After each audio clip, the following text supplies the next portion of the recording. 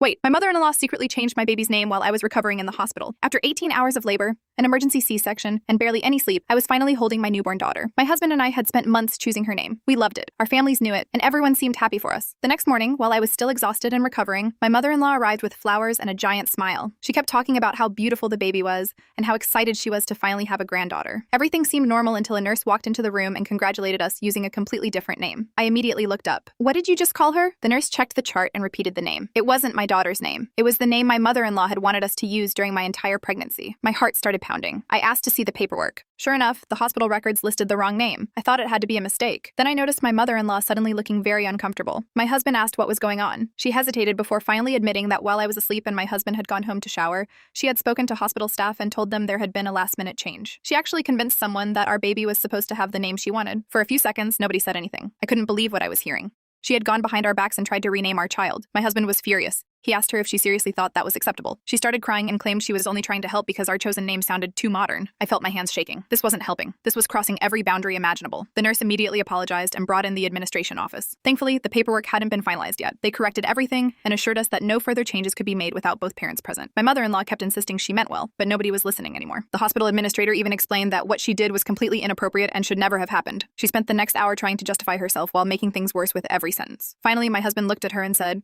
"This is our daughter, not yours. You don't get a vote." The room went completely silent. My mother-in-law grabbed her purse and left without another word. For the next few days, she ignored our calls and texts. Then she started telling relatives that we had embarrassed her and treated her unfairly. Unfortunately for her, the hospital staff had witnessed everything. Once family members heard the full story, most of them sided with us. A week later, she finally called to apologize. She admitted she had gotten carried away and let her feelings override common sense. I accepted the apology for the sake of family peace, but I also made something very clear. If she ever tried to make a decision for my child without permission again, she would immediately lose all access to her granddaughter. 3 years later, our daughter still has the name we chose, and my mother-in-law always asks before doing anything involving her. Apparently, almost losing access to her grandchild taught her a lesson she should have learned a long time ago.